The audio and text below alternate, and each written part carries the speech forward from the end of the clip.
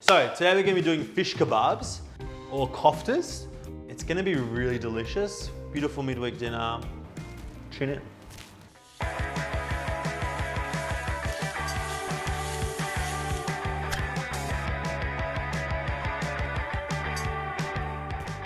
So for this, I've got 500 grams of pinkling, which is like a firm flesh whitefish. Any firm flesh whitefish will do.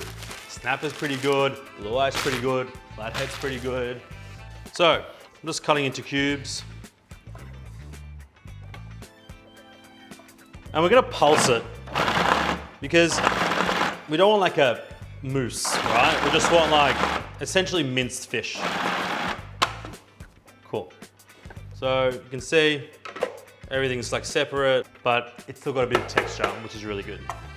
And to go in the fish kebab, we've got some caperinos, otherwise known as capers. Got some preserved lemon and a bit of dill. Start off with the preserved lemon. I'd probably use about 3 small wedges or even like 1 big one. These are really small. You just get rid of the pith, it's like the inner sort of center of it, and just use the skin. It's a pretty intense flavor, preserved lemons. Like it's definitely not everyone's taste. Preserved lemons are just lemons that have been salted and put in like jars for a long time. So you can see I'm just slicing it as thin as I can. And then once we're at this point, we're gonna go really small. I'm gonna go straight in. Wicked. And then probably got about another small little handful of dill. Again, finely chop it. If it's not finely chopped, then we're gonna get like a weird clump sort of coming out of the kebabs. They're not gonna stick together well. It's gonna be a mess, guys. Pop it in. Onto our capers, about a heaped tablespoon. And we're just gonna do the exact same thing. And they go in. Now at this point, we're gonna go to our spice drawer and we're gonna whip out some ground turmeric and a bit of ground fennel. About a teaspoon of each. Fennel and fish, best friends. Then we're gonna go heavy on the sea salt. And then we're gonna work everything in together. And the smell is already very good. And we actually haven't even cooked anything. This is what we're going for. Roll into a bowl like this. A little tester. It's gonna hold its shape. And at this point, what I like to do, because I'm a responsible chef, I like to do a little taster. And this is something that I feel like home cooks probably don't do enough of. So take a little bit like that, get a little fry pan. You can taste it raw if you want, but the reality is that the raw and the cooked product will taste different. Really yum. Especially if you don't like fishy fish, this is a really, really good way to cook fish because of all the seasonings, you're not getting like an intensive fishy flavor, and you just put it in your mouth. So at this point, we're just gonna make our little patties. So, not too big, not too small, as even as you can. All right, here we go, our 6 patties. These are gonna go into the fridge to firm up whilst we finish off the ensemble. I was gonna do a few little condiments over here. The first one will be a little sort of macerated red onion. So we're just gonna chop these guys up like as thin as we can.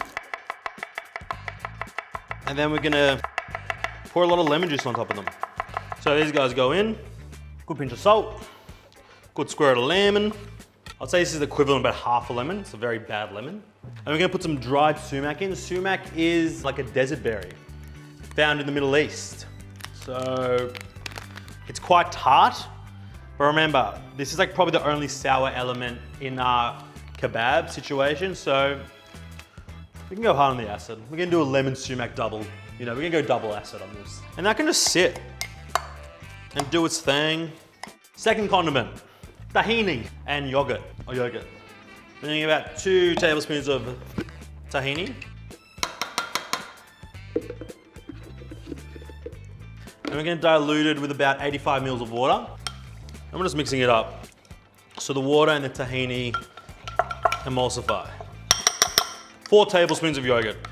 We're gonna mix it up. And all you should need is a bit of salt. Good whack of olive oil. And remember, the yogurt's quite acidic already, so we don't need any lemon in here. Now for our last condiment, 2 tomatoes, 2 big tomatoes or 3 small ones. They're quite overripe. It's sort of good to use very overripe tomatoes, like they're on the edge of spoiling essentially, and a small clove of garlic. This is potentially one of the easiest things you'll ever do. And 1/4 of the tomatoes, get rid of the little core. In, Put it on. Cool. Got some chili flakes, and we're gonna put about half a teaspoon in, depending on how hot you want it. And a good whack of salt. A bit more. Well, and we put it out. And we want like not a very attractive looking slushy. Like that. I know it seems a bit odd, like what are you actually doing? You're literally mashing up tomatoes. But I promise you the flavor in this combined with like the whole experience of eating the kebab is really delicious. And then we put a really generous amount of olive oil on top. And that sort of picks up the red color, it splits throughout the dressing. We don't want to put the olive oil in with the tomato because it creates a weird semi-emulsified situation. We want the olive oil to split this. We end up with a really delicious condiment to eat with. And finally, I'm just gonna do a little sort of salad of fresh herbs. So I've got mint and coriander because they're my favorites. But if you want to use parsley, even basil will probably work. Pretty much any soft herb that you like. And I'm just gonna pick it off. Take the time to pick it off, don't just tear it like a loser. Nicely torn. Bit of salt. Bit of lemon juice. Bit of olive oil. Very delicately. That's gonna be very nice to eat. So it's time to cook our kebabs.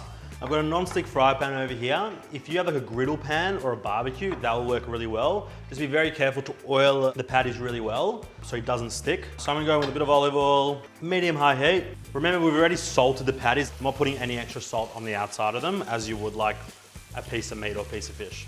We've got our fish cooking. It's gonna take about 2-3 minutes on each side. We really don't want to overcook the fish. We want to get nice color on it. In the meantime, I've got like shop bought pita breads. I just like to get an open gas flame and just like to get a bit of color on them. Refresh it. So I've just flipped them over. I'm just gonna press them down a little bit.